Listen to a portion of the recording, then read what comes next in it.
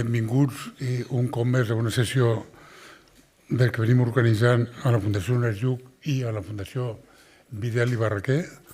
Em sento molt content que siguin tots vostès aquí i molt agraït, primer als meus socis, a les dues fundacions Lluc i Vidal i Barraquer per l'esforç d'organitzar aquest cicle, a vostès per assistir-hi i, evidentment, en els ponents de cada sessió del cicle i del dia d'avui. En el programa i a la web hem identificat en els ponents, que després presentarà de manera més completa en Ferrer Sòria, hem presentat Begoña Román, professora de la Facultat de Filosofia de la Universitat de Barcelona, i César Rendueles, científic titular a l'Institut de Filosofia del CSIC. Llavors, veient la coincidència que tots dos ponents són filòsofs, me he adonat que aquesta és una profesión que va al alza. Yo creo que hace 20 años nos piden a cualquiera de los ciudadanos que estamos hoy aquí que citemos de memoria media docena de filósofos, nos hubieran puesto en un aprieto. Hoy no. Hoy muchos de nosotros seríamos capaces de citar a media docena de filósofos, lo cual creo que es una buena señal. Yo creo que cuando la sociedad está un poco desconcertada y tiene necesidad de comprender y de saber por qué, recurre más a los filósofos que en tiempos normales. Entonces, bueno, pues alguna cosa buena tienen los tiempos de incertidumbre, que como mínimo en su profesión, confío que en el CSIC y en la Universidad de Barcelona lo tengan presente, que ustedes son más valiosos ahora que nunca en los últimos 20 años. Bueno, perdónenme la pequeña broma, pero me hacía ilusión destacar que hay profesiones que efectivamente van emergiendo de manera importante en nuestra sociedad. La sesión de hoy, como ven, dentro del ciclo sobre el futuro de la sociedad del bienestar, ha levantado expectación, a juzgar por el número de personas inscritas, a pesar de que hubo que, desgraciadamente, parar la inscripción ya hace bastantes días, porque es muy atractiva, indudablemente. De los temas que hoy van a tratarse en la sesión, hay uno que particularmente me llama especialmente la atención, que es el de la polarización.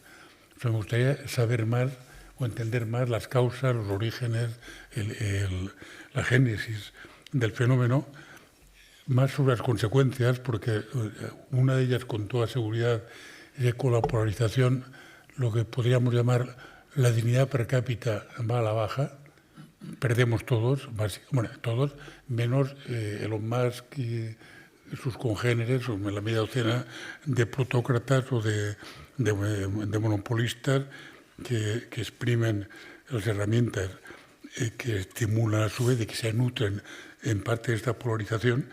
Y la gran cuestión, que probablemente la más relevante, es cómo se supera. No hace mucho leía que no hay que alarmarse por la polarización, porque hace un siglo también existía. Pero claro, hace un siglo la superamos a base de 2 guerras mundiales. Entonces, me gustaría saber si hay manera de superar la polarización que produce dosis crecientes de inquina, de odio, de animadversión, de insoportabilidad entre unos y otros, si hay manera de superar esta polarización de forma menos violenta que la que empleamos hace un siglo. En todo caso, perdónenme esta digresión, digamos, lateral. Le paso la palabra a Ferriol para que presente a los ponentes, agradeciéndoles una vez más su generosidad y su presencia en el día de hoy. Gràcies. Molt bé. Moltes gràcies, Jaume.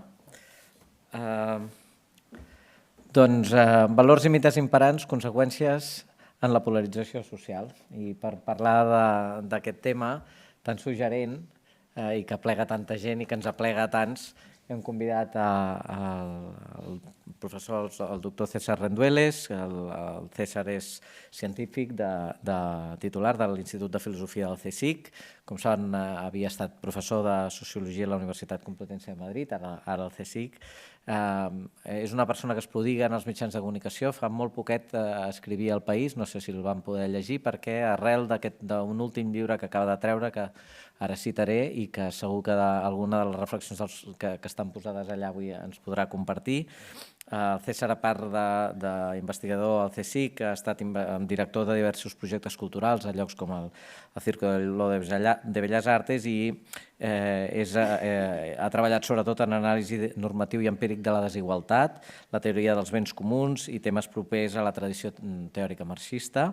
Entre els últims llibres té Contra la igualtat d'oportunitats, un pamflet igualitarista, Comutopia, Comuns, Postcapitalisme i Transició Ecosocial, i aquest, ara fa 10 dies, va treure Anagrama, un llibre molt interessant sobre tecnologia catastròfica i el fi de la democràcia. Per tant, tenim situat un primer conjunt de possibles vies de reflexió que segur que el César ens aterrarà adequadament. I amb el César tenim una doctora també en filosofia, la Begoña Román.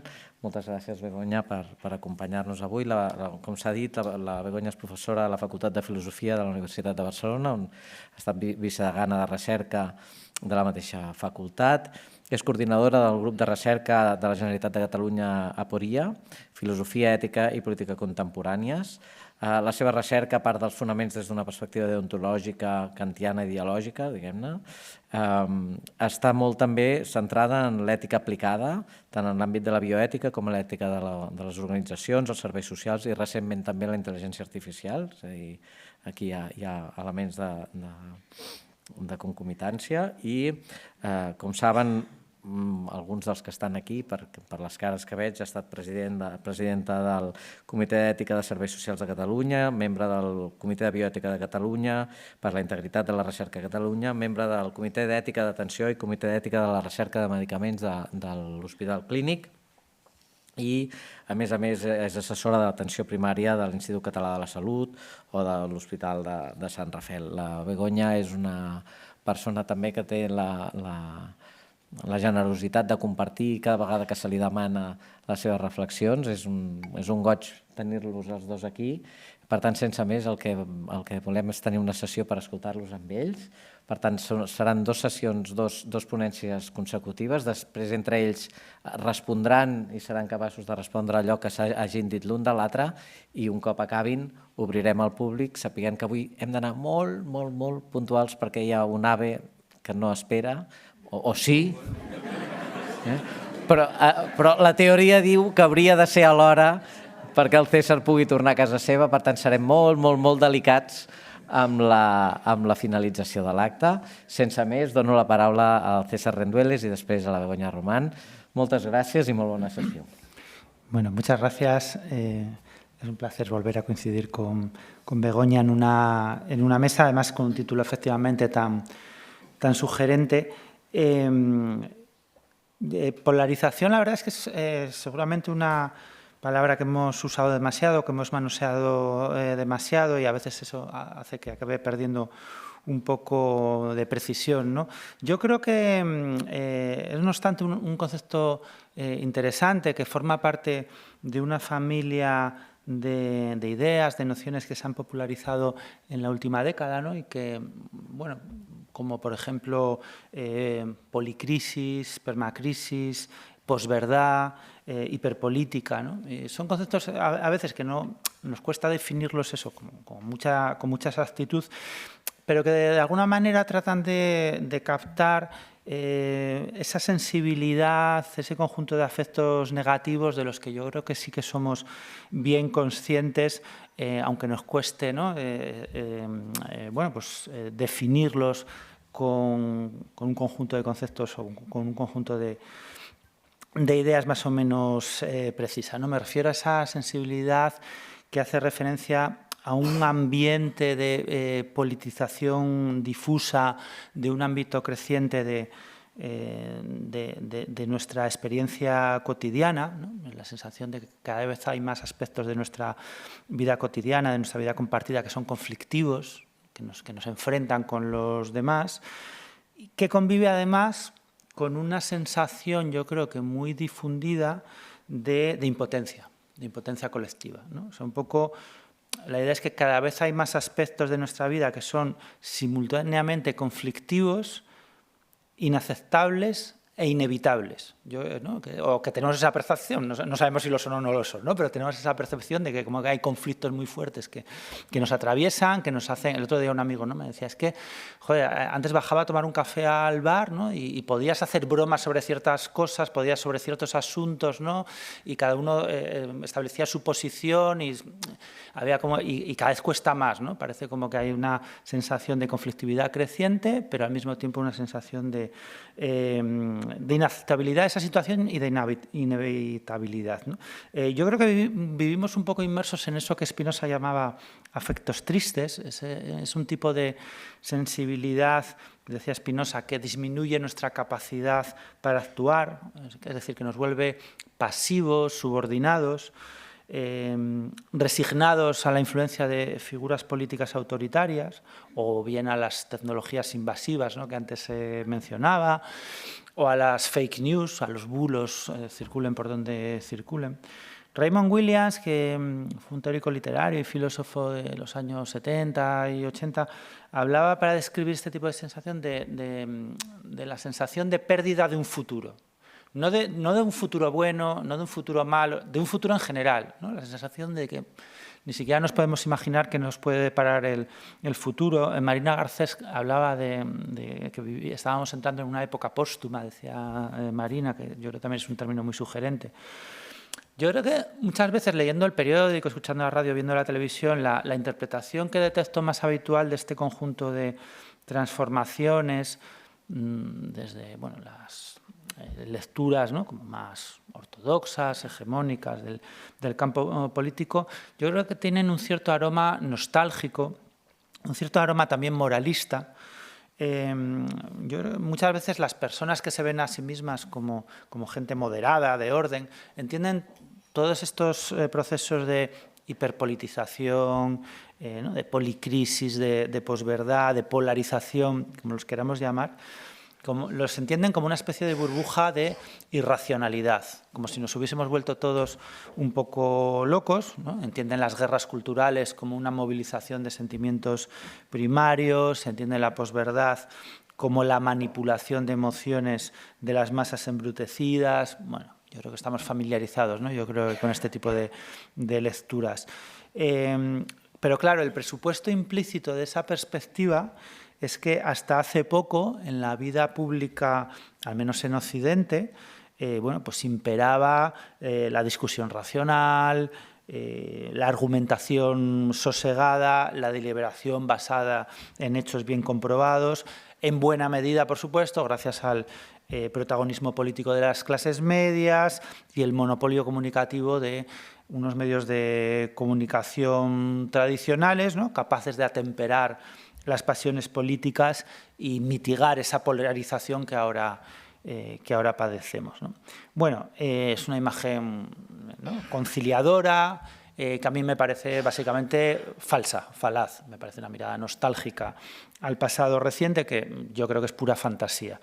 Yo creo que una mirada más realista de la amenaza o de las causas de la amenaza autoritaria que es muy real, ¿no?, y que yo creo que estamos viviendo estos meses con particular intensidad. Yo creo que, insisto, una mirada más realista sugiere que esa apariencia de consenso de las décadas anteriores era en realidad un efecto óptico, era una especie de espejismo del tipo de democracia empobrecida característico de sociedades mercantilizadas, donde la capacidad de intervención política estaba extremadamente limitada, estaba extremadamente contenida, estaba embridada, ¿no?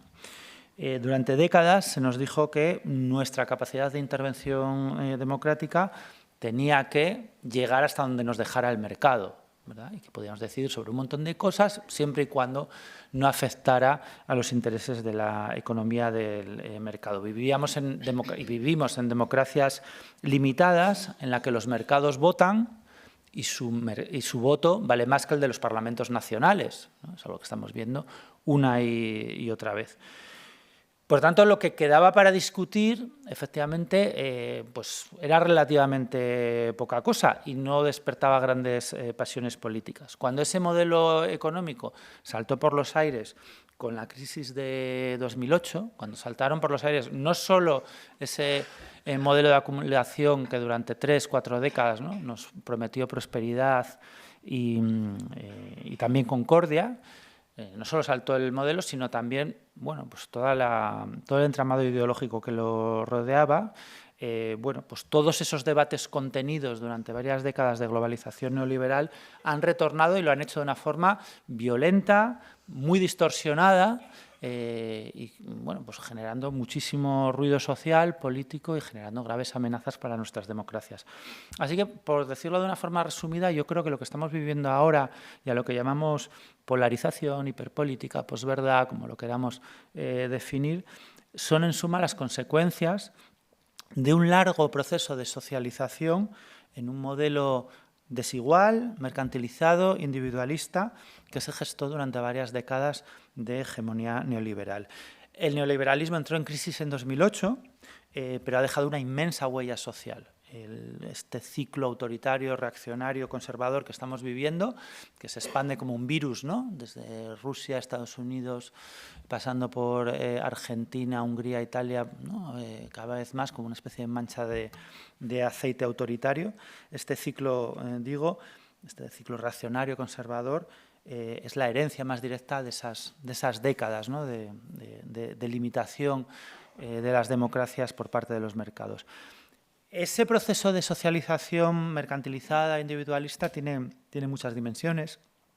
Se puede analizar desde muy distintas perspectivas, pero bueno, como me han llamado aquí como miembro del Instituto de Filosofía del CSIC, me gustaría centrarme en cómo ha afectado a nuestra comprensión de la justicia, cómo esa herencia normativa, esa herencia de ideas, esa herencia de una manera de ver el mundo, ha afectado a nuestra imagen de en qué consiste una sociedad justa, en qué consiste una sociedad equitativa, ¿verdad?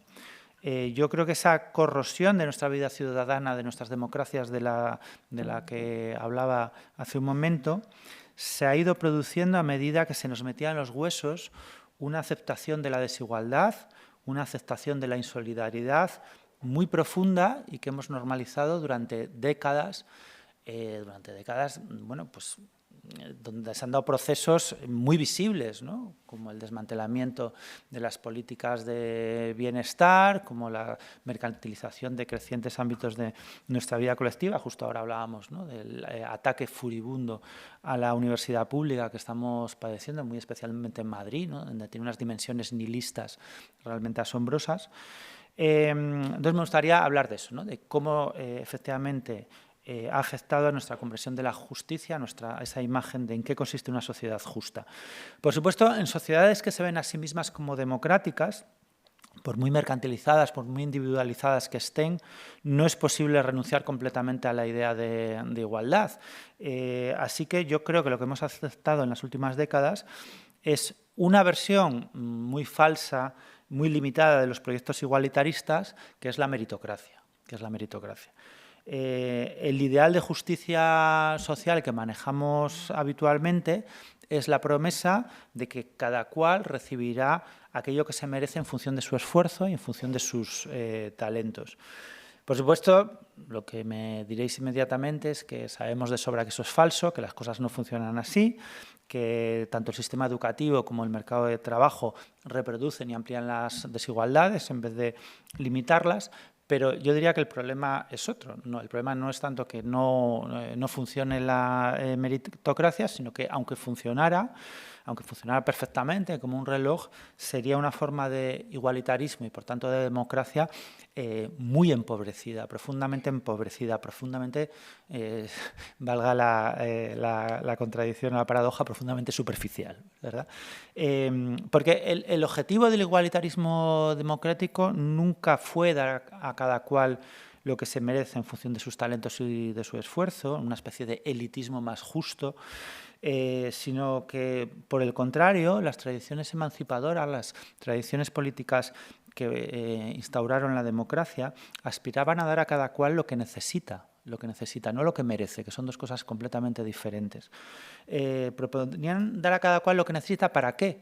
Bueno, pues para su autodesarrollo personal, para poder desplegar sus mejores capacidades y talentos, ¿no?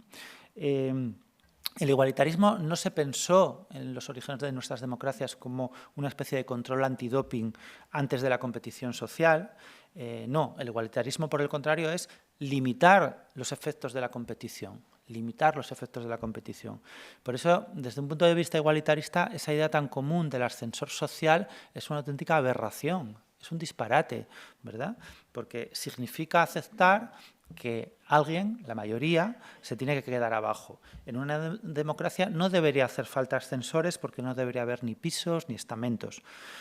El problema de la meritocracia es que al final siempre es una especie de mitología, como se nos indicaba bien en el título, ¿no? Un mito que sirve para justificar los privilegios de las élites. Al final los ricos, los poderosos siempre han defendido que se merecían su posición por sus méritos superiores. Al final, incluso en la mejor de sus versiones, la meritocracia lo que propone es un programa de circulación de las élites, ¿verdad?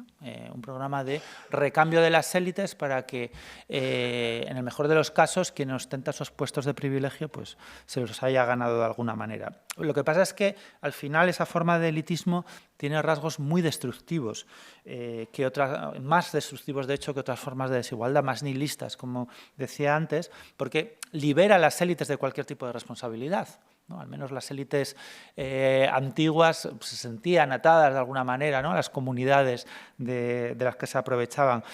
Las élites meritocráticas no deben nada a nadie, o eso consideran, ¿verdad? Porque creen que se lo han ganado y que como cualquiera tiene la oportunidad de llegar a su posición si se esfuerza y tiene el talento necesario para ello, ¿no? Pues ¿por qué van a tener ellos ningún tipo de deuda hacia nadie? Si llegas a la cumbre es porque te has esforzado, así que los demás no te deben nada.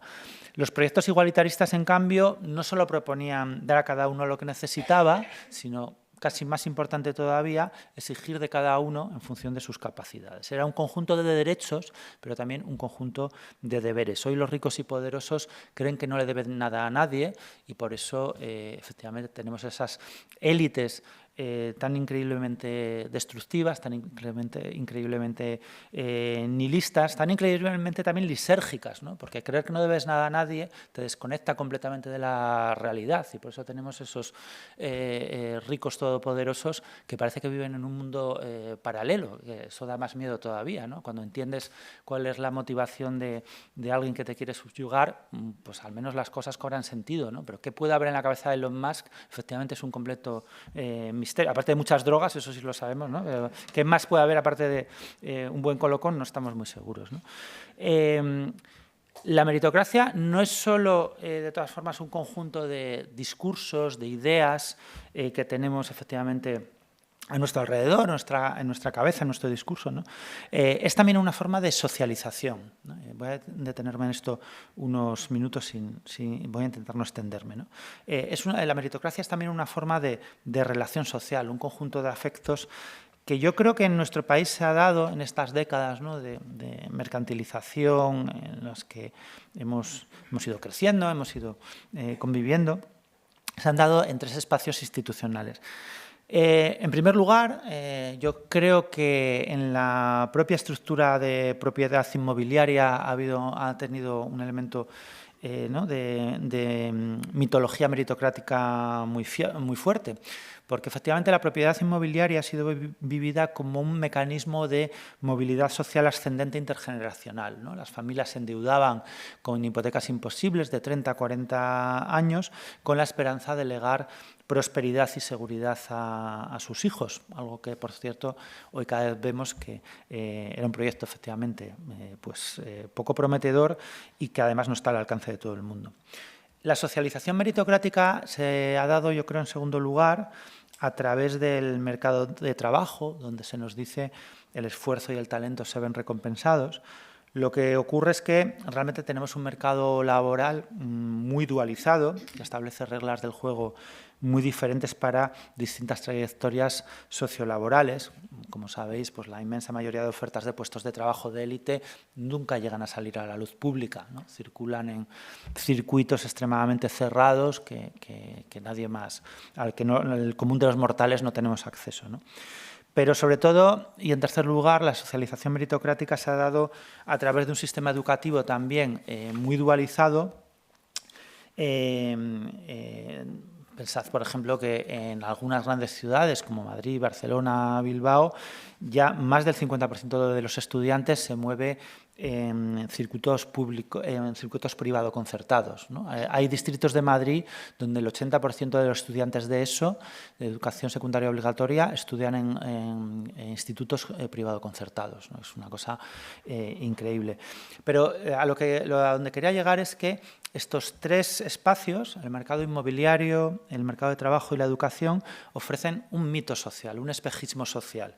El espejismo de un terreno meritocrático de competitividad justa donde el esfuerzo se ve recompensado. Esto es un puro mito, pero funciona. Puede ser el esfuerzo financiero, puede ser el esfuerzo educativo, puede ser el esfuerzo laboral, ¿no? Pero pensadlo así. O sea, los hijos de las clases medias altas, cuyos padres han podido pagar holgadamente la hipoteca de una propiedad que ellos van a heredar sin cargas, que han ido a colegios privados o concertados donde solo se han relacionado con gente de su misma categoría socioeconómica, que han accedido a un puesto de trabajo con buenas condiciones laborales. Cuando esa gente, dice que si te esfuerzas lo consigues, no están reproduciendo tanto un conjunto de ideas como su propia experiencia de socialización, ¿no? Pero han vivido en una especie de burbuja que reproduce ese conjunto de mitos, ese conjunto de ideas, ¿no? Por eso decía, bueno, la meritocracia ha funcionado como un acelerador de este tipo de distorsión democrática antigualitaria,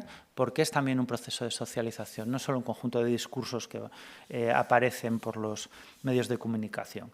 Creo que al final la meritocracia nos condena no solo a una sociedad desigual, que lo hace porque al final es un reconocimiento de la desigualdad, sino que nos condena sobre todo a una sociedad resentida, a una sociedad del rencor, a una sociedad llena de resentimiento. Y esto yo creo que tiene todo, por eso decía que tiene todo que ver con el clima de polarización, de hiperpolitización. El problema de la meritocracia es que genera una visión de la sociedad como un juego de suma cero, es decir, una competición donde las ganancias de unos son las pérdidas de otros.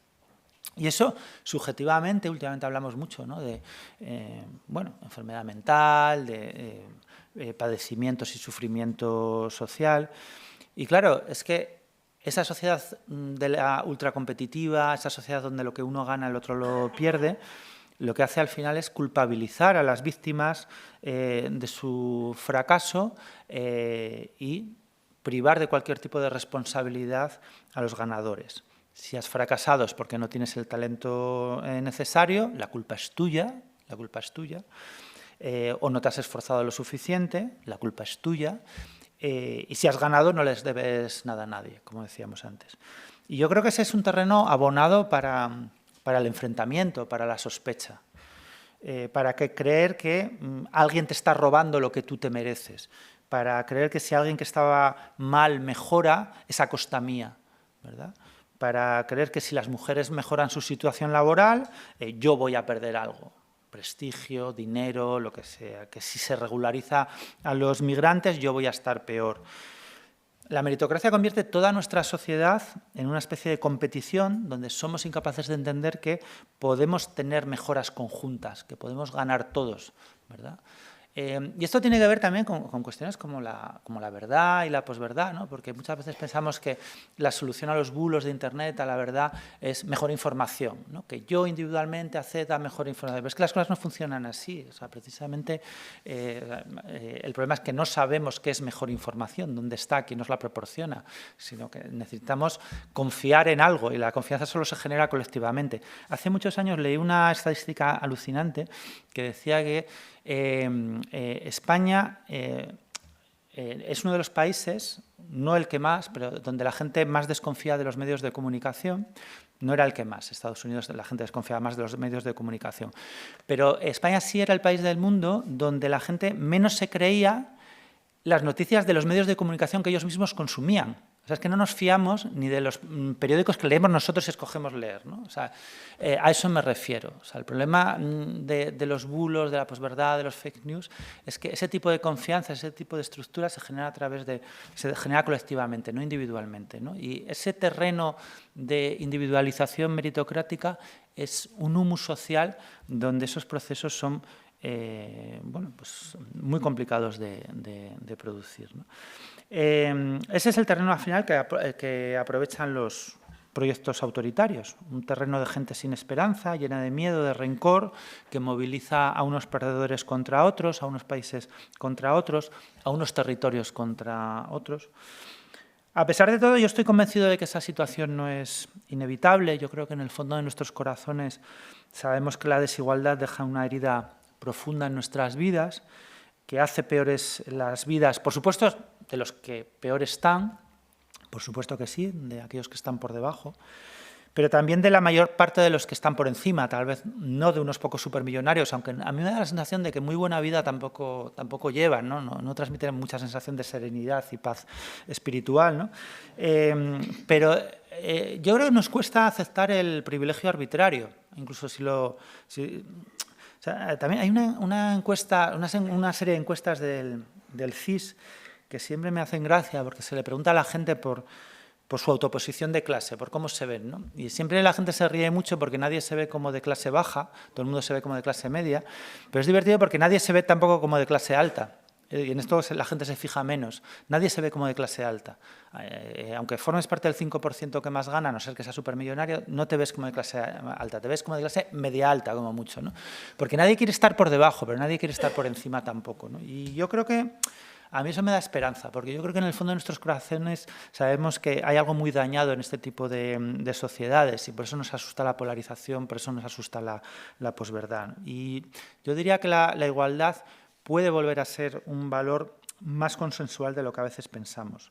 Ha sido en el pasado un valor bastante transversal, como lo es hoy la libertad de expresión, y yo creo que puede volver a serlo. Y nada más, muchas gracias y cuando quieras.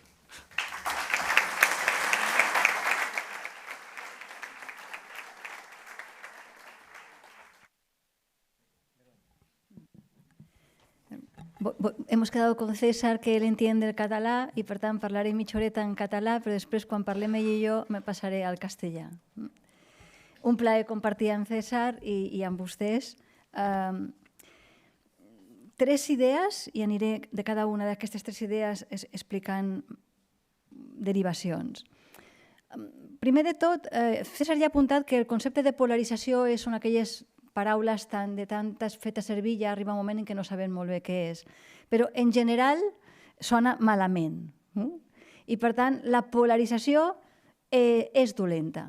Els pols són inhòspits, allà no es viu bé, si parlem, diguem-ne, del pol terrestre. En general és dolenta. Per què? Fonamentalment perquè simplifica. I la simplificació, avui en dia, és que nega la complexitat d'allò multidimensional. Però, a més, és que la simplificació no accepta la incertesa que és la condició humana. I, per tant, acaba reduint tot a dilema, o i a disjuntives excloents, i, per tant, anar separant, i qui separa acaba vencent, ja ho sabem, no?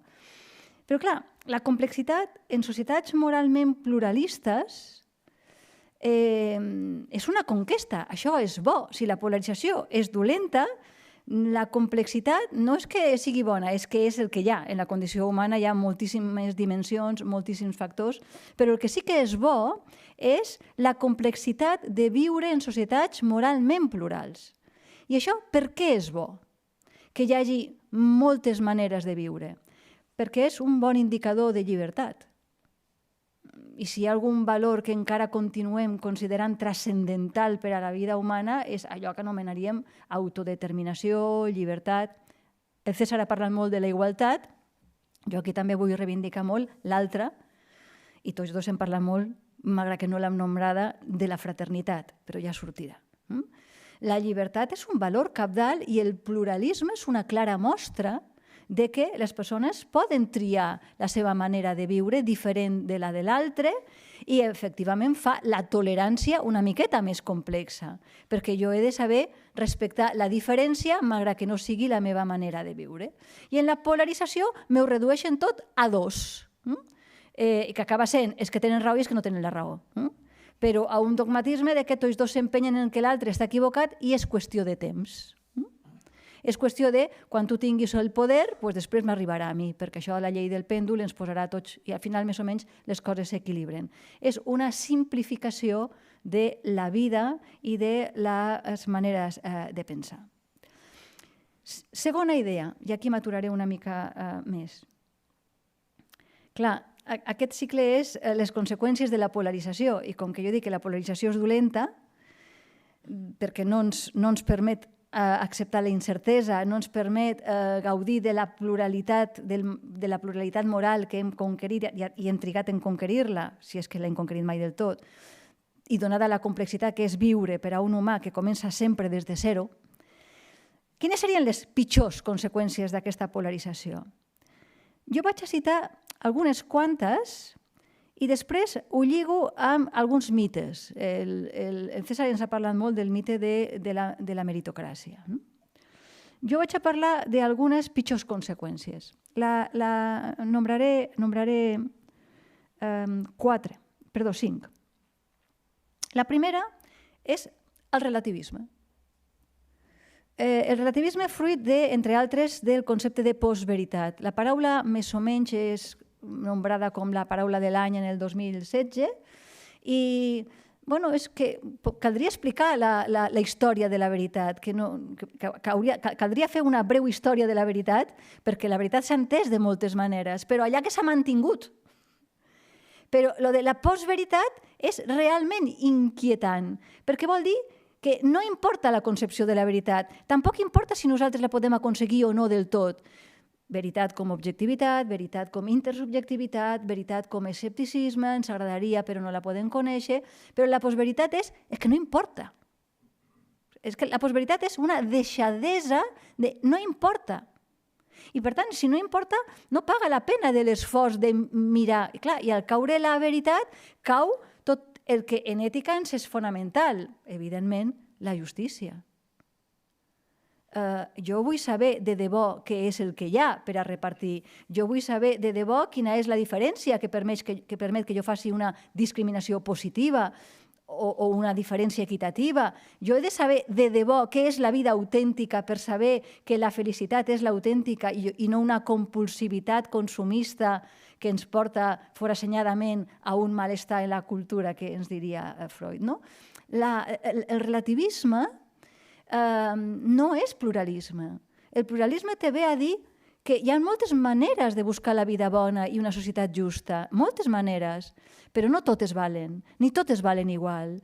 I la filosofia s'ha caracteritzat tota la seva vida, llarga vida, i li desitgem encara més, a pensar els límits, a pensar quines són les condicions de possibilitat dintre dels límits i quins no.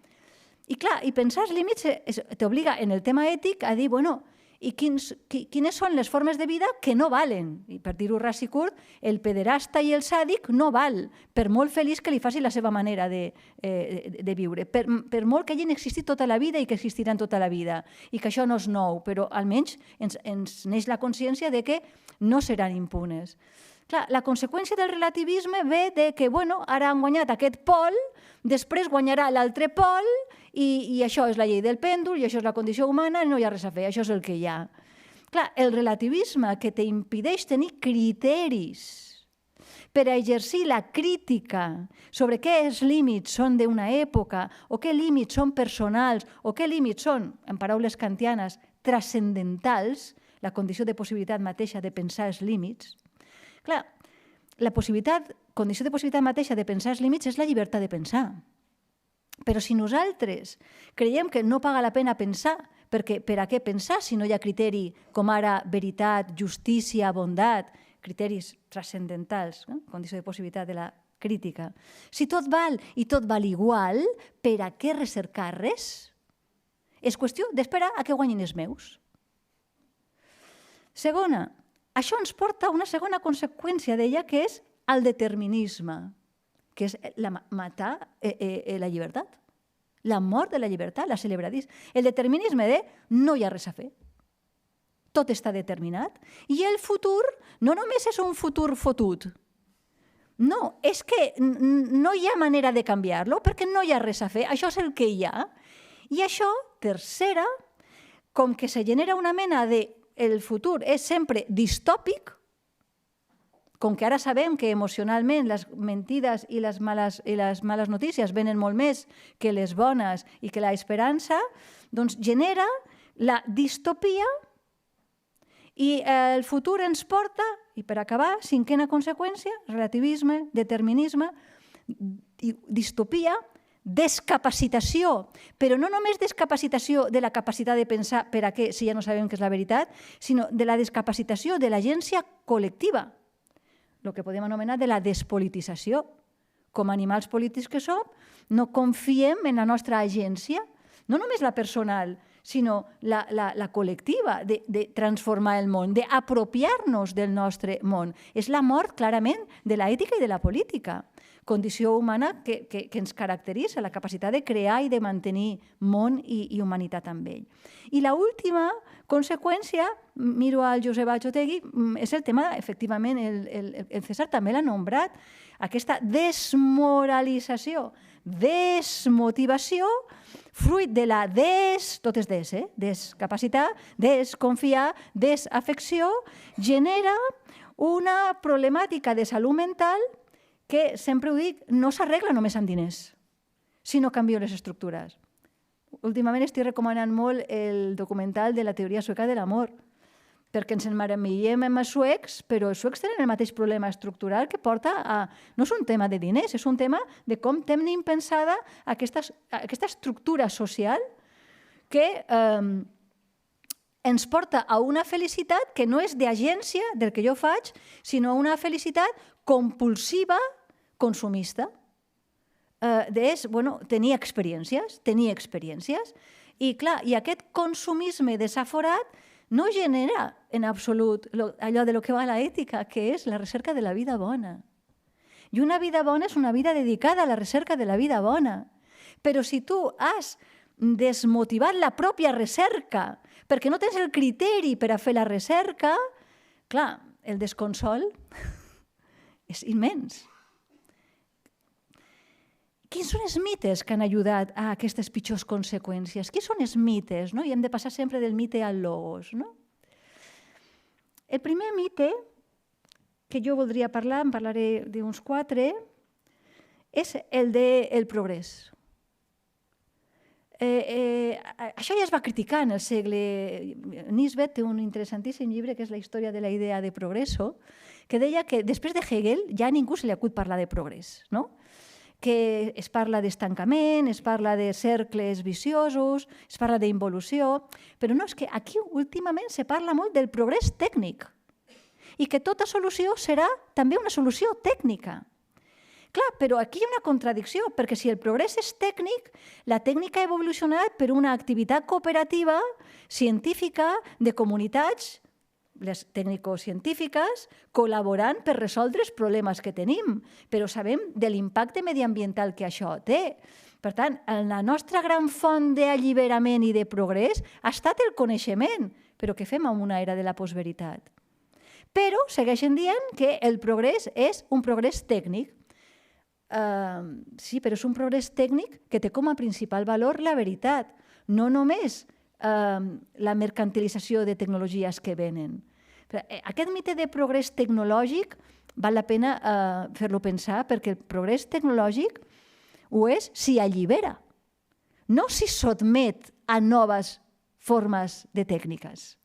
Clar, si tu tens noves tècniques que no te permeten l'alliberament, sinó que te permeten noves formes de submissió, doncs ens tornarem tots tecnòfobs. Un altre, i una mica és allò del mite del gato pardo, que cal que torni a canviar-ho tot perquè tot continua sent igual. Un segon mite és el mite de la conquesta, de que això de la democràcia, això de la igualtat, això de l'estat del benestar, ja ho hem conquerit. I, per tant, ens podem dedicar ara a gaudir de lo nostre. Aquest mite de que ja ho tenim conquerit, de que ja ho tenim assolit, permet, diguem-ho així, delegar en altres que s'ocupen d'aquests assumptes. I hem delegat, irresponsablement al meu parer, el nostre món. L'hem delegat amb professionals, l'hem delegat amb els polítics, però tot això ho hem delegat pensant que ja ho teníem conquerit, perquè això són mecanismes que senzillament cal posar-li l'oli i a poc ja continuen funcionant perquè són mecanismes, és a dir, tècnica. I no, tota institució, democràcia inclosa, és humana. I, per tant, no és qüestió només d'anar posant-li oli, no d'anar reactivant i res. No, necessita obrir-se al món i veure el que anomenaré, necessita de la cura de la institució. Ara el que diré de la mà de Sophie Bourgault, jo últimament estic escoltant molt de que la burocràcia és una cosa dolentíssima i que la hem de superar. I Sophie Bourgault, una col·lega de Canadà, té un article molt interessant que es diu La cura de la burocràcia. Perquè la burocràcia és una oficina, és un treball d'oficina, però que requeria unes condicions de cura, de que hi hagués igualtat d'oportunitat. I, per tant, clar, volent fer fora la burocràcia, comencem a mecanitzar tasques com si no estiguéssim parlant de la vida. Per tant, el mite de que ho tenim tot conquerit, de que ja tenim l'estat de benestar, fa que s'hagi generat una nostàlgia absolutament falsa i patològica. Deia el cantautor, no hay nostalgia peor que añorar lo que nunca jamás sucedió. I estem aquí enyorant un estat del benestar com si no hi haguessin marginalitats, com si no hi haguessin hagut estructures violentes que contínuament anem mirant de no, aquella no era un bon món idíl·lic. És que no estaven atents a la realitat que no entrava en la nostra vida més o menys benestant. Ens explicaven històries que ens agradava perquè eren reconfortants, però no caiguem en una nostàlgia i per això moltes vegades diuen com si a nosaltres ens hagués costat tenir la casa i qui estaven pitjor, els d'abans o els de... No es tracta de competir en qui estava pitjor, però tota societat ha tingut els seus problemes i s'han arremangat col·lectivament per a resoldre's, però mai res està conquerit. I nosaltres hem cregut el mite de que ja ho havien conquerit i senzillament calia delegar-lo amb que aniguessin senzillament els mecanismes engrassant. I és una qüestió de vida. Són organismes vius i cal tenir cura d'elles. Efectivament, la teoria de la justícia ha estat criticada per les ètiques de la justícia perquè precisament, les teories de la justícia han estat criticades per les ètiques de la cura perquè la justícia acabava sent un contracte massa abstracte, massa, diguem-ne, lluny de la vida quotidiana, que era molt més biogràfica, amb noms, amb contextos, situada i amb emocions i amb vincles que se forjaven cada dia i no amb mecanismes homogeneitzants que ja feia l'administració. Un altre mite, ja l'ha explicat César i no m'aturaré massa amb ella, però és lo del self-made, man. Sempre dic que la metàfora del cowboy más duro de la Unión, que va a conquistar el Far West del sol i no li falla la salut ni la metàfora aquella, no? I resulta que les dones l'hem copiada, ara també ens hem de fer a nosaltres mateixes. Aquest individualisme possessiu que és la base de la meritocràcia només és la d'uns quants i no s'han fet a si mateixos. Aquí hi havia una mare que es va parir, una comunitat que li va donar un llenguatge i evidentment que ell va fer alguna cosa, però tot solet no hagués pogut fer res. Ni a l'Amancio Ortega. Perquè hi havia tot un cultiu. El fong hobbesià no existeix. És una ficció, mea culpa, filosòfica, que la hem alimentat, i acabo amb un últim mite, que és el de la racionalitat estratègico-instrumental com l'única que existeix. A les facultats d'econòmiques, a les facultats de ciències humanes i socials, se segueix senzillament dient que tot procés racional, el Gran Rawls, per exemple, seguia tenint un concepte de racionalitat massa limitada.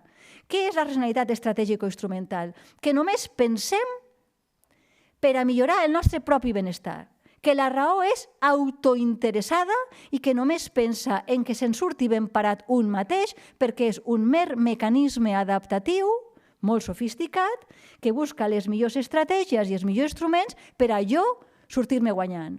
Però això està filosòficament desmentit i posaré dos exemples. Una, no hi ha manera que expliquen la figura del free rider, del gorrón. No hi ha manera que expliquen per què el que se salta totes les normes que la resta compleix se permet perquè hi ha algú que no és gorrón, no? Que no paga l'autobús però menys mal que la resta de gent ho paga, no? El que més me preocupa ara, i aquí m'allargaré una mica més, és que s'ha oblidat per complet allò que el gran Habermas, que passa que ho explica tan complicat que no, molta gent se'l llegeix.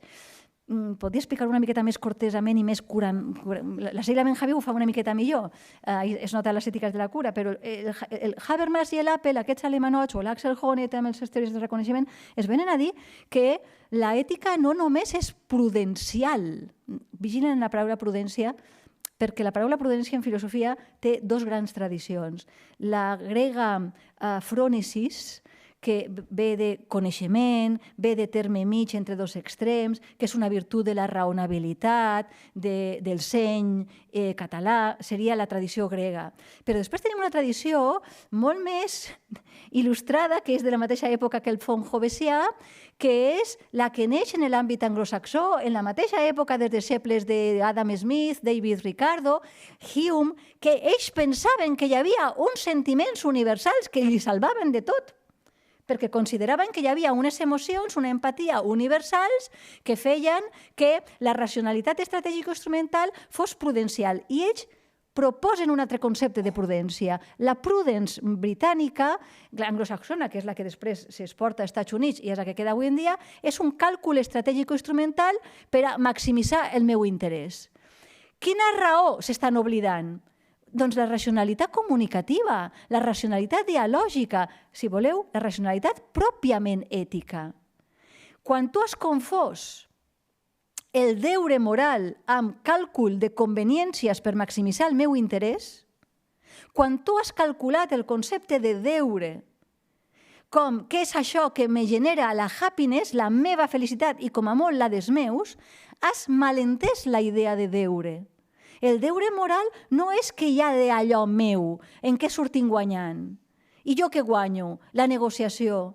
Hi ha un altre concepte de racionalitat ètica que s'està absolutament arraconant i és perquè era el meu deure. Si voleu, en termes d'un senyor que jo admiro moltíssim, és el senyor Kant va dir contra Hume. No, és que quan jo dic que jo he de fer això, no estic dient si me convé, si em porta la felicitat. És que crec que qualsevol persona davant d'això constataria la necessitat d'actuar i ho faria, independentment de les meves conveniències.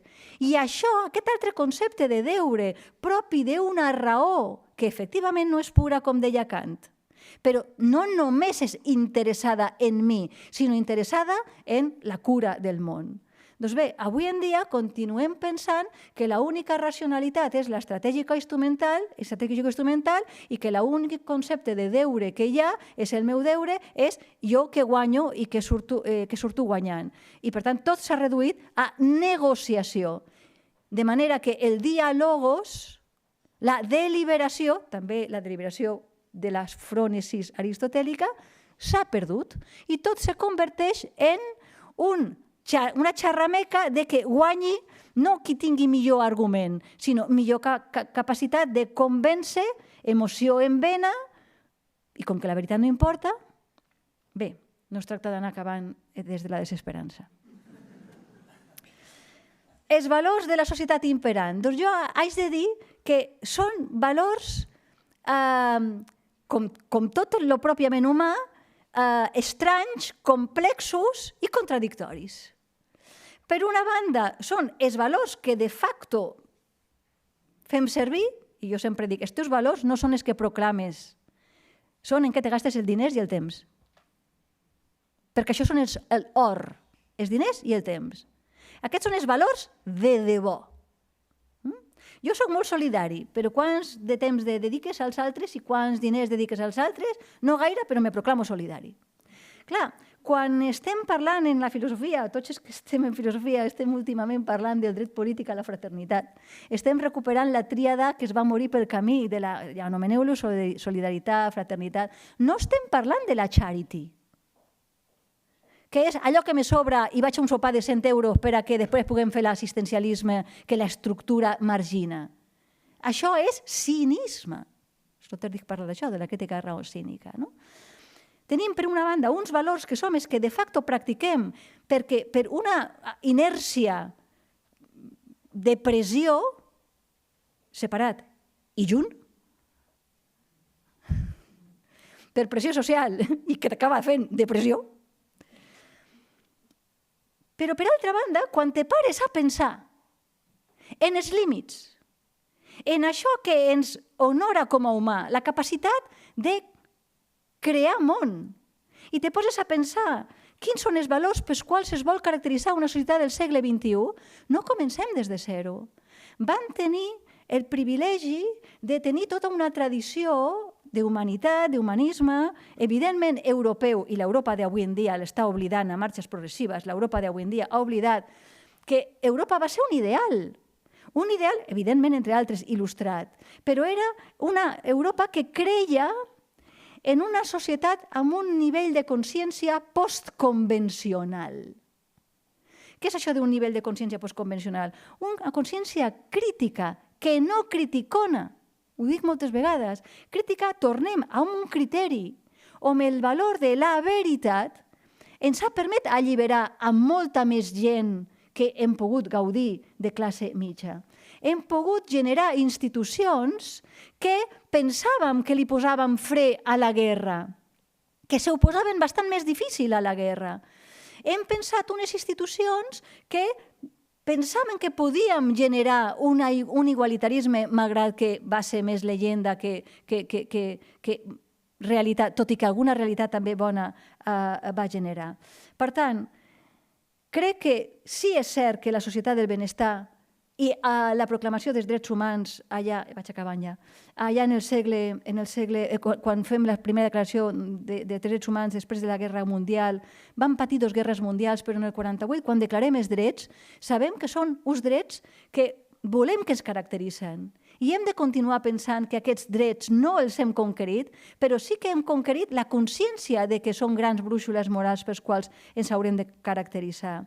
I que això és possible perquè hi ha agència humana. Una agència humana que no és fong hobbesià, fet a un mateix, sinó que està en deute amb uns altres, en gratitud amb els altres, que ens han portat a un món per la qual cal tenir cura. I això implica que la gran font d'alliberament és el coneixement. Coneixement que implica criteris de veritat, però discutit en un diàleg que no és estratègic o instrumental, i, per suposat, això implica una cura d'institucions que és pensar en les estructures. No només pensar en l'acció interpersonal, sinó en l'acció institucional. I avui en dia hem de cuidar la burocràcia, com deia la col·lega Sofia Burgot, per a reconstruir o construir institucions a l'alçada del segle XXI. Jo crec que és molt important donar una altra vegada veus a que el pluralisme no és relativisme, el futur és el gran objectiu moral, perquè si no hi ha esperança no hi ha manera de motivar-se, però no es tracta de creure en una ingenuïtat, perquè, comencem, la complexitat és el que ens caracteritza als humans, la incertesa és condició humana, però la manera com hem aconseguit arribar fins aquí, amb més progrés de la nostra consciència moral, fins i tot a l'hora de descobrir una tríada com fraternitat, igualtat i llibertat, s'ha fet possible perquè s'ha posat gent a pensar conjuntament i a actuar i a creure que el que en el segle XV eren les utopies del Renaixement va arribar després un altre segle en què vam veure que això no era tan utopia, sinó que havia lloc. Moltes gràcies.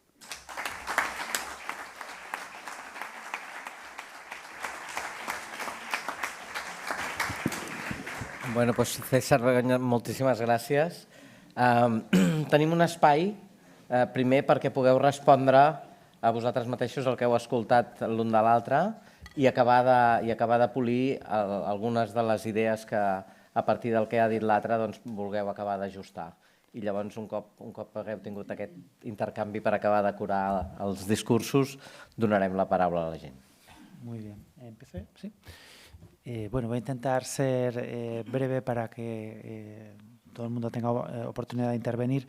Me ha encantado tu exposición. Begoña, antes de nada, una pequeña anécdota, porque cuando hablabas de la amenaza del relativismo, me he acordado de un texto que le gustaba mucho a Tony Domenech, o sea, no le gustaba, pero lo citaba mucho porque era divertido y significativo, de Mussolini, alabando profusamente el relativismo y proclamando cómo el fascismo era el movimiento más relativista que había existido nunca, y Tony lo citaba a menudo, ¿no? Para denunciar las amenazas efectivamente del relativismo, ¿no? Pero bueno, más entrando al fondo de tu exposición, me ha gustado mucho la idea con la que empezabas de la polarización como una negación, una simplificación, una negación de la complejidad de vivir en sociedades plurales. Porque yo creo que más que una negación de esa pluralidad, yo creo que lo que hace la polarización es exponerla, trasladarla a nuestras vidas como una amenaza, o sea, es convertir la pluralidad en una amenaza. Y eso significa básicamente negar la posibilidad de la democracia, ¿no? O sea, que al final es un poco lo que siempre los críticos de la democracia han dicho, ¿no? O sea, la democracia es imposible, porque es imposible que grandes masas de población, ¿no?, se pongan de acuerdo y desarrollen deliberaciones complejas y lleguen a acuerdos. Eso tal vez sea posible en pequeñas comunidades, ¿no?, de 80 personas, pero en sociedades de millones de personas eso es imposible. Así que al final la democracia es una ficción y lo que consiste es en la imposición de las mayorías sobre las minorías, ¿no? Es como el argumento básico de los críticos de la democracia, y dicen, bueno, pues la solución es o bien que haya un líder carismático que nos diga qué es lo bueno que tenemos que hacer, o bien dejar que hable el mercado para que haya la menor necesidad de liberación posible, ¿no? Entonces yo creo que esa polarización, entendida, como has dicho tú, como negación de la complejidad, lo que hace es como reformular ese programa antidemocrático en nuestros tiempos, ¿no? A base de miedo, a base de rencor, a base de resentimiento. Porque al final, o sea, la democracia reposa en esa creencia, que podemos creer que es un mito o no, que en esa creencia que es la creencia en nuestra capacidad para pensar colectivamente, ¿no? Para conseguir, para creer que en común pensamos mejor que individualmente y que somos capaces de generar verdades que de uno en uno, de una en una, no están a nuestro alcance. Y que eso, desde luego, se traduce también en esa creencia en que conjuntamente obtenemos ganancias en las que son un juego de suma positiva, ¿no? con las que todos estamos mejor de lo que estaríamos compitiendo individualmente. Así que, no sé, yo creo que esa idea de negación vía miedo, vía rencor, vía resentimiento de la complejidad, y esa idea de la complejidad no como una especie de ¿no?, multiculturalismo naif, como a veces se ha descrito, ¿no?, sino como algo profundamente inscrito en nuestras sociedades democráticas e igualitarias, me parece esencial, ¿no? Me ha gustado mucho cómo lo has expuesto, ¿no? Yo lo que quería recuperar de tu intervención era dar a cada cual lo que necesita, no lo que merece. Eso nos toca de lleno, porque es que no se lo merece. Bueno, es que yo no... El otro día un colega que es sacerdote decía, no, es que la misericordia no se merece, se constata su necesidad. Y yo decía, bueno, es que a lo mejor no solamente la misericordia, es que es la justicia por su intrínseca dignidad, ¿no? Y él el concepto ponía de misericordia, de cordia, y por los miserables, y yo decía, es que a mí me parece que no es un tema de misericordia, yo creo que es un tema de justicia, ¿no? Claro, y volvemos a tocar un tema que el siglo XXI debe volver a explorar, ¿no?, que es la necesidad. O sea, ¿y qué es eso de la necesidad? O sea, hemos de volver a discutir palabras ¿qué quiere decir necesidad? ¿No? porque nosotros consideramos que la necesidad, hemos llegado a este nivel de autosuficiencia, es una condición vergonzante. Y que alguien te diga, te necesito, es, una persona dependiente. Que nos han calado tanto este individualismo posesivo que alguien diga que nos necesita es, alguien que va a depender de mí, una lapa. El concepto de necesidad es constitutivamente humano. El humano es un animal político precisamente porque es constitutivamente precario, necesitado, menesteroso. Claro, y nosotros hemos intentado bloquear eso, ¿no? Y cuando muestra su necesidad, su menesterosidad, para esto están los psiquiatras y los psicólogos, para que no piensen demasiado en... es que hay que pensar en esta antropología, en esta concepción humana, que es fruto, efectivamente, Maslow decía que la infraestructura determina la estructura. Entonces, nuestra antropología ha salido de una visión de la condición humana donde el ser necesitado es algo humillante. Y esto es otro tema de nuestro tiempo, pero como sé que aquí en el Paloma Calla este tema lo tratáis.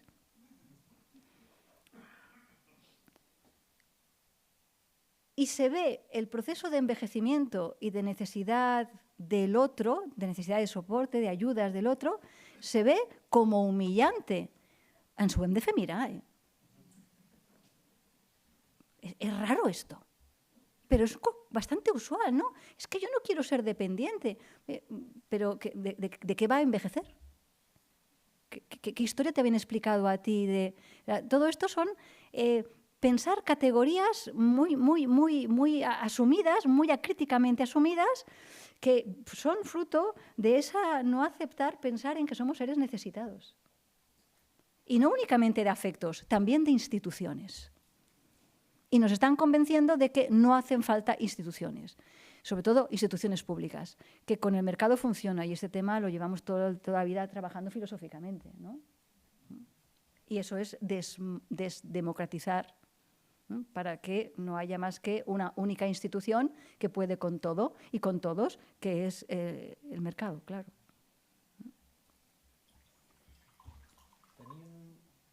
Tenim 10-15 minuts. Per tant, perquè diguem-ne, hi ha un tren que surt, en principi. Per tant, si algú vol fer una pregunta o una aportació perquè ells puguin després desenvolupar-la, doncs podem. Aquí, perdona, aquí n'hi ha una.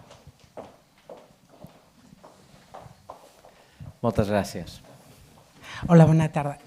Con respecto a primero lo que has dicho tú y ahora lo que acabas de decir, os quería preguntar qué os parece, supongo que terrible, a nivel de, cuando tú hablabas del rencor, de la polarización de la sociedad y lo que nos están haciendo, ¿no? Que si es el mercado, es la economía idiota, bla, bla, bla. ¿Qué os parece estos voceros, esta literatura que estoy oyendo, que se está oliendo por ahí, de que ya nos están enfrentando los jóvenes con los pensionistas? Uy, es que cobráis demasiado y claro, yo he de pagar vuestra... ¿Esto no es horrible? Bueno, ¿qué me vais a decir, supongo? Luego doy acceso al micrófono, pero o sea, yo les digo a mis alumnos que los necesito, instrumental y éticamente. Los necesito instrumentalmente porque me gano la vida dando clases, pero no solamente, sino yo pienso en voz alta y si no son ellos quienes me van cuestionando con sus trabajos y tal, para nada es un enfrentamiento de los juniors y los seniors, ¿no? Pero es que esa polémica, además, yo creo que ha existido toda la vida, ¿no? De toda la vida ha sido siempre esa juventud corrupta. Yo creo que eso no es nada novedoso. Lo que sí que es novedoso es que los seniors son muy seniors. Es decir, viven mucho. Viven mucho. Y no se quieren ir. Pero no únicamente del mundo, sino de las instituciones.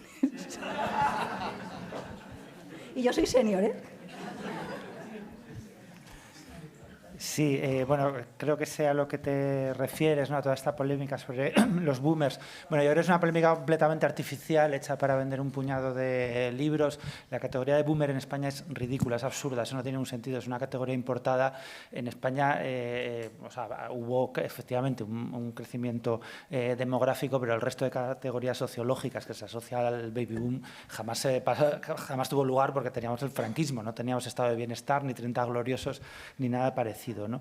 Yo creo que quienes están utilizando esas categorías les pasa algo muy típico, que es que identifican un problema y lo entienden completamente al revés. O sea, yo creo que efectivamente el sistema de pensiones en España es una de las pocas políticas sociales que tenemos, que ha permitido durante muchas décadas, bueno, pues mantener una cierta cohesión social a un coste bajísimo, ¿no? Con un estado de bienestar raquítico completamente, gracias que se apoyaba en esas pensiones, en la sanidad y un poquito en la educación, ¿no? Y eso ha permitido, gracias precisamente a la solidaridad intergeneracional que hay en España. España es uno de los países más familistas de Europa, con mucha diferencia. Donde, por ejemplo, durante la crisis de 2008, que nos sorprendía mucho porque no había más conflictividad social, en parte era por la solidaridad intergeneracional. Hubo, por ejemplo, procesos de agrupación familiar muy fuertes que mitigaban mucho los efectos sociales de los desahucios. Si ese nivel de desahucios que hubo en España se hubiese producido en Dinamarca, en fin, yo no sé qué hubiese pasado, pero aquí precisamente por eso digo que lo entienden al revés. O sea, la supuesta guerra intergeneracional es lo contrario, es un proceso de apoyo social que mitiga también la falta de aplicación de la ley de dependencia, la falta de políticas familiares, ¿no? De prestaciones por hijo, etcétera. Todo eso se mitiga en buena medida gracias a la solidaridad familiar, ¿no? Así que lo que tenemos es justo lo contrario. Tenemos un estado social mínimo, súper rácano, súper raquítico, que se apoya en buena medida en ese sistema de pensiones sólido, hasta cierto punto generoso, pero que lejos de ser, ¿no?, disfrutado como el monstruo ese del Señor de los Anillos, mi tesoro, mis pensiones, es que además me afecta biográficamente bastante, porque en Asturias, en los años 80, que se produjo un proceso de desindustrialización muy fuerte, con un impacto social y económico enorme, en parte se palió gracias a pensiones muy generosas y prejubilaciones muy generosas. Se habló mucho, ¿no? Estos mineros jubilados millonarios, no sé qué. En realidad lo que pasaba es que a veces vivían 3 generaciones de esa pensión, 3 generaciones, porque no había ni políticas de empleo, no había políticas infantiles, no había ningún tipo de ayuda más, ¿no? Así que esa pensión era la beca de comedor, la beca de la universidad, era todo. Entonces, como yo solo he conocido muy de cerca, me sabe particularmente mal, ¿no?, toda esta especie de estrategia de marketing boomeriana, no sé cómo llamarla, ¿no? Sí, me ha parecido muy interesante lo que comentabas, Begoña, del tema de la necesidad, cómo la necesidad está muy negada en nuestra sociedad. Y eso se relaciona con el predominio de la personalidad narcisista como modelo de personalidad. En una sociedad hiperindividualista, para sobrevivir, lo más adaptativo es ser narcisista. Y el narcisista se caracteriza por no necesitar del otro y además por utilizar al otro a su servicio como una cosa, como un objeto, explotarlo. Este es un poco el modelo de personalidad en el que nos movemos en este contexto social. Entonces, lo que planteas de la negación de la necesidad es un tema fundamental en el mundo de hoy. Sí, pero además, Joseba, a mí me gustaba la palabra impresentable. Es decir, cuando decías esto o este es impresentable, es que no se podía presentar en público. Pero es que ahora es que los impresentables son los más presentables, ¿no? Entonces, claro, te deja como decir, bueno, y ahora esto de presentarse públicamente así, ¿por qué? Pues porque hay una patologización. Por eso he hablado del malestar en la cultura cosa hecha, ¿no? Hay una patologización del tipo de personas que son unos narcisistas envueltos de aduladores, y eso es el colmo de un delirio, ¿no? Hablando en tus términos, ¿no? Sí, me acordaba escuchándote de una idea que Christopher Last retomaba de Adorno, que va en esa dirección, ¿no? que es como el individualismo, ese individualismo narcisista, al final genera personalidades muy frágiles, ¿no? Es gente que está hablando permanentemente de sí, pero que tiene identidades muy frágiles que necesitan de un reconocimiento permanente, ¿no? Para sustentarse, pues es como que si fueran cascarones vacíos, que yo creo que es un poco ese tipo de sociedad narcisista, ¿no? Que además ahí sí que yo creo que las redes sociales, ¿no? Generan un efecto burbuja, una especie de torbellino que lo aceleran muchísimo, ¿no? Mira, perdona, aquí hi ha una pregunta. Si podem ser breus ara en la resposta, sí, pel César. Hola, estimada Begoña. Només has anomenat una vegada tolerància. Llavors, aquesta davallada de la democràcia, jo, amb la meva intel·ligència, la comparo amb la davallada de la tolerància. Això, per una banda, no sé si es pot fer, tu m'ho diràs. I després aquesta cosa que ens has ensenyat. I ara ja estic en una edat que em deies s'ha de ser generosos perquè passin les altres generacions, t'has de morir perquè arribin les altres generacions i has de ser generosa. Ara ja tinc una edat que puc ser generosa, oi? Vinga, això de la tolerància, només una vegada l'has anomenat. I crec que té bastant lligam amb tot això. Potser sí, perquè tolerarem lo intolerant? Arribarem a tolerar lo intolerant? Sí, clar, és curiós perquè com totes les paraules se tornen tolerància zero. Quan ja es diu tolerància zero, no? Tolerància zero vol dir que això no es pot tolerar de ninguna de les maneres, no? Clar, i jo sempre explico a classe en primer de facultades, hem de tolerar l'intolerant, perquè això és la mort de la tolerància, si tolero l'intolerant, no? Llavors, la tolerància requereix pensar en quin sentit l'estem interpretant. Si la tolerància en sentit genèric vol dir el respecte a la diferència, però diferència que ja és respectable, malgrat que no sigui la meva, benvinguda és la tolerància. I això és símptoma, com insisteixo, de pluralisme i de llibertat. Però si la tolerància és tanfotisme, és intraducible. Clar, és la indiferència. És la indiferència que això és el pitjor, no? I si jo sabeu que els meus alumnes sempre defenso que és un deure morir-se, veia la primera. Bueno, molt bé, doncs estem amb temps. La veu que han sentit aquí al final abans, ara fa un moment fent una pregunta, és la del Joseba Chotegui, que és el que ens acompanyarà a la propera sessió, que parlarem de biopolítica, de la salut mental i el benestar. Narcís Benza Adib i a Eros, en aquest context en el que estem. Segur que serà molt interessant, això serà el 16 de març. Avui, permeteu-me que per acabar agraeixi molt primer al Club de Roma, a la Fundació Vidal i Barraquer i al Palau Macaya, que ens acull sempre amb aquestes instal·lacions esplèndides. Agrair-vos al públic les preguntes que heu fet per enriquir el diàleg i, per descomptat, agrair molt l'esforç i la generositat del César Rendueles i de la Begoña Román per haver-nos acompanyat avui. A tots, moltes gràcies i amb ells especialment un fort aplaudiment. Moltes gràcies.